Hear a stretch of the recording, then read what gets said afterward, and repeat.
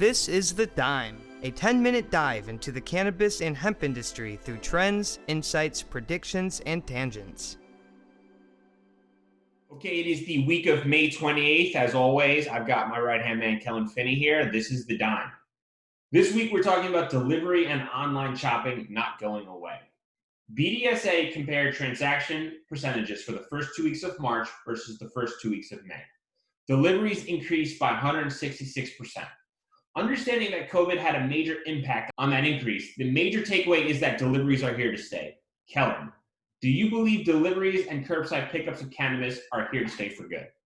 Yes, I do. Main reason I think is that anyone that purchased cannabis prior to legalization, this is probably how they got their cannabis, from curbside pickup or a delivery from their good buddy came and stopped by their house. And so it's natural to people. It's comfortable. It plays with all of the social distancing guidelines. So I think that, it's here to stay. And I think that not only is it here to stay, but it kind of evens the playing field for the white market. That's how I got cannabis, was either curbside pickup or a delivery. What about you, Bryan? Is that something you were used to, getting cannabis over in New York? I know that they do it a little different over there, but that's the only way I'm used to getting cannabis delivered, is to have someone come drop it off at my house. And I think it's funny that the cat's out of the bag now. At the end of the day, once the consumers get comfortable with an idea, whether that's online deliveries, right, with Amazon, where the 2-day delivery, now everyone's expectation is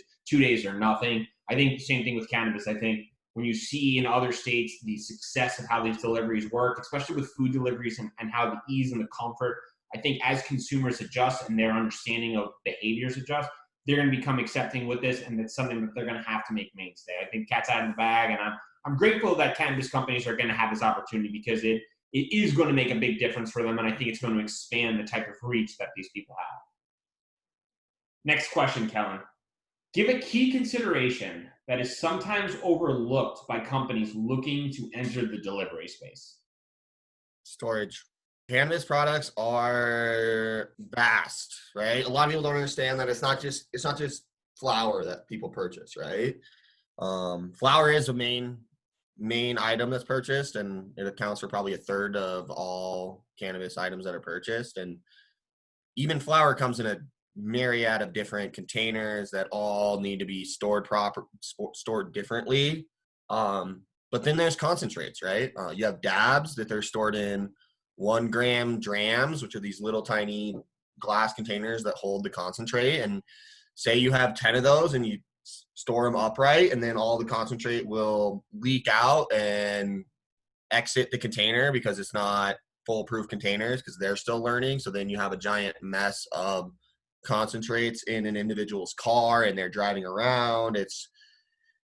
A lot of people overlook it. They just think, hey, I just need a car, and I need a guy to drive the car, and I need an app and some software for people to place orders on, and that needs to coordinate with my driver. And yes, all of that does need to happen, but the storage of the product, I think, is just completely overlooked, and people just think they're throwing a bag of chips in their car. I think that's going to be the number one thing that's going to have to be pursued, especially with temperature changes and all these other variables in a car. Either that, or they're going to have to make it temperature controlled, humidity controlled within these vehicles. Now the cost of just one vehicle is going to increase dramatically, let alone the fuel cost of adding all that weight to the car. There's a ton of different things that I see people just don't even consider when they're just saying, oh, I'm going to start a delivery service. I can create a software app that has geolocation and tracking.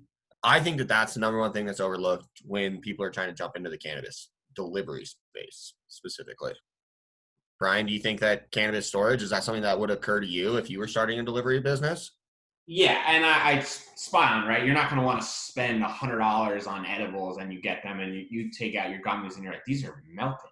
What? Or when you order a pizza, right, and it takes 45 minutes some godhow way, and it gets to your house and it's cold and you're like, what did I just buy? I think the same concept. People are going to have to figure out how to store their products. But I wonder how that's going to work, and what other avenues are they going to have? Because are all products, they don't all need to be stored the same way. So it's not like you can have like a temperature controlled device. Maybe you put certain products in, certain products not. But now you're retrofitting cars in order to transport cannabis, which is going to have its own other flaw. So I think that's a big space that's still going to be disrupted. And I wonder how Ease does it, and I wonder what type of situations that they have, and I wonder if that's a hurdle that they've overcome. But at the end of the day, I think there's still a huge opportunity for disruption in that space, and I think there's a lot of technology and new avenues that are going to come from it that hopefully make the whole process a little cleaner. Prediction time. Cannabis deliveries will be an interesting situation for law enforcement. Biggest hurdle for this to work successfully? Law enforcement is going to need a way to test for the presence of THC. And then they're going to have to screen that with the license that says either they're able to or they're not. You know what I mean? At the end of the day, the law enforcement is going to need some sort of means to be able to figure out if an individual is transporting THC-rich cannabis or CBD-rich cannabis, hemp. And then they need a way to differentiate those. And they need to do it right there when they pulled the person over, and after they've searched the car. It can't be something like, hang out here while we run to the nearest cannabis testing lab and get this tested, and we'll wait 3 to 5 business days. You know what I mean? Like the rest of the individuals in the space are operating. So I think that's exactly what needs to happen. And I think that, I mean, there's a lot of companies working on it right now, maybe 5 years. The biggest hurdle with that is going to be getting it to be adopted by the government in terms of implementing. How much cannabis is too much cannabis in a delivery car? How are they going to identify the amounts and say, okay, you know what, Kellan, you're delivering for Trulieve and you've got 10 pounds of marijuana. It doesn't seem like you're doing deliveries of 10 pounds. And how do you associate that? Because how do you weigh concentrates, edibles, oils, flour as a total mass being? I think it's going to get really blurry, especially when you start to get some of the younger generation who's like, oh, officer, I know I'm holding 6 pounds of weed, but I work for this company. And then they're like, okay, where's your license? And you're like, this is my license. And they're like, well, that's a lot of weed to be delivering to Mr. Miller's house, who's got maybe glaucoma. So at the end of the day, I wonder how that's going to work. I honestly don't have an idea, because there's so many different variables that play there, especially with police officers and the stigma with cannabis and the smell of it. It's going to get really interesting, because if a police officer pulls over a car and he smells pot, he's going to probably search the car, or maybe he used to search the car. But now, if you're transporting a ton of different products, I mean, it's going to be quite the breakdown. He's going to ask for like a breakdown sheet in like clear plastic bags with licensing and delivery information. It's going to be an interesting opportunity, and it's going to be a big hurdle, I think, for these companies. And once again, I wonder how Ease is handling that, and I wonder what the next steps will be in order to communicate clearness, effectiveness, licensing, all those other policies. So I'm definitely looking forward to seeing the advancements there.